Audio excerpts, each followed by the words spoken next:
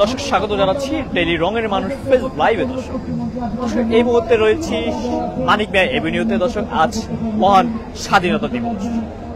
দর্শক দেখতে পাচ্ছেন জুলাই আন্দোলনকারীরা এবং ছাত্র জনতা আজ এই মানিক মিয়া এভিনিউতে আসছে।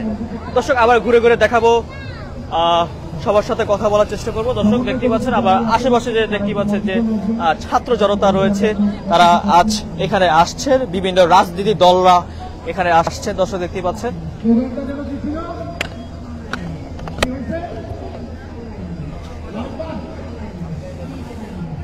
বৃষ্টির মধ্যেও কিন্তু তারা অনুষ্ঠান পালন করছে। দর্শক আমরা সরাসরি দেখানোর চেষ্টা করছি ডেইলি রঙের মানুষ ফেসবুক লাইভে। দর্শক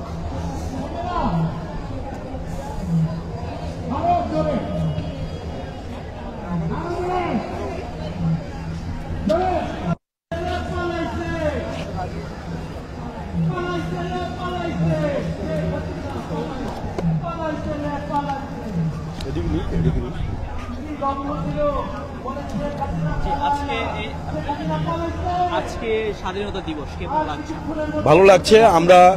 আমি প্রবাসী শ্রমিক কল্যাণ পরিষদের আমি সভাপতি। আমরা ইতিমধ্যে আমাদের একটা প্রোগ্রাম ছিল, এই জুলাই অভ্যুত্থান উদযাপন দিবস জাতীয় প্রেস ক্লাবের সামনে।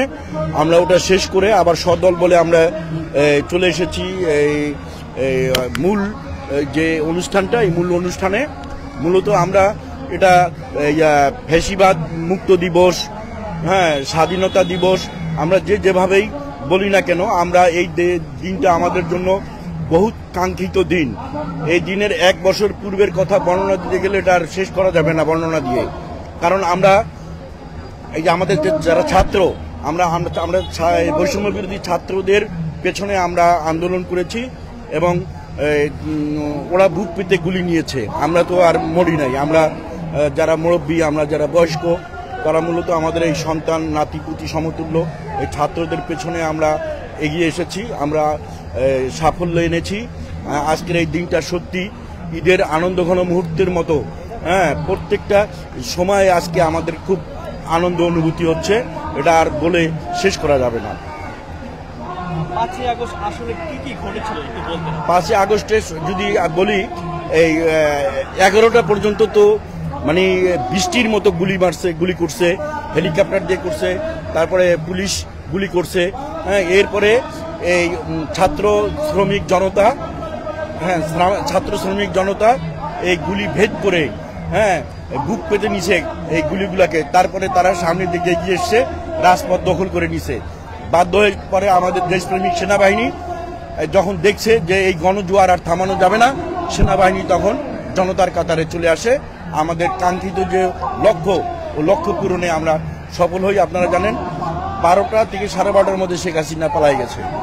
তার আগে 11টা পর্যন্ত পুরা ঢাকার শহরের চতুর্দিকে আপনার ব্যারিকেড সৃষ্টি করছিল পুলিশ, বিজেপি, সেনাবাহিনী সবাই।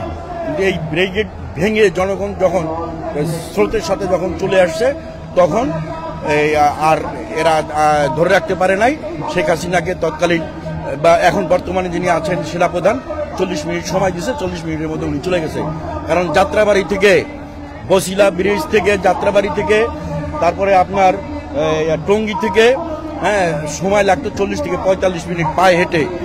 এই সময়টাই শেখ হাসিনাকে দেওয়া হয়েছিল। শেখ হাসিনা তো পরে পালাই গেল। এখন আমরা চাইব সকল দল, হ্যাঁ, মত নির্বিশেষে ঐক্যবদ্ধভাবে আমরা এই জুলাই যে ঘোষণা আজকে করা হবে, হ্যাঁ, আমরা সবাই এটাকে সাপোর্ট করব এবং এটাকে অক্ষুণ্ণ রাখবো। এই স্বাধীনতাটাকে আমরা অক্ষুণ্ণ রাখার চেষ্টা করব। নতুন বাংলাদেশ নিয়ে কি বার্তা দিতে যাচ্ছেন? হ্যাঁ, নতুন বাংলাদেশ নিয়ে আমাদের অনেক প্রত্যাশা। আমাদের দেশে যেন আর দ্বিতীয়বার ফ্যাসিবাদ তৈরি না হয় এবং ফ্যাসিবাদ তৈরির যে কৌশলগুলো আছে, এই কৌশলগুলোকে আমরা করে দেব, হত্যা করে দেব, নিষ্ক্রিয় করে দেব, অকার্যকর করে দেব, যাতে করে আর ফ্যাসিবাদ তৈরি না হয়। ধন্যবাদ। দর্শক আপনারা দেখতে পাচ্ছেন যে তারপর কথা বললাম, সবাই লাইভটি অবশ্যই শেয়ার করে দিবেন। যে জায়গাটা দেখছেন অবশ্যই লাইভটি শেয়ার করুন।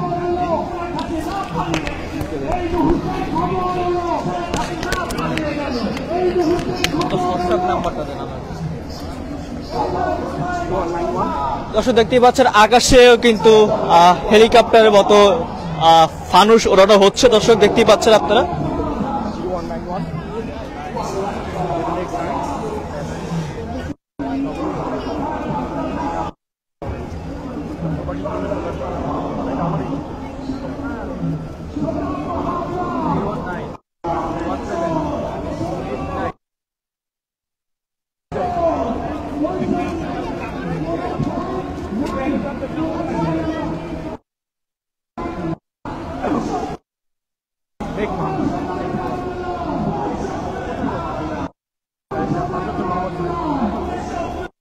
কোথা থাকেন?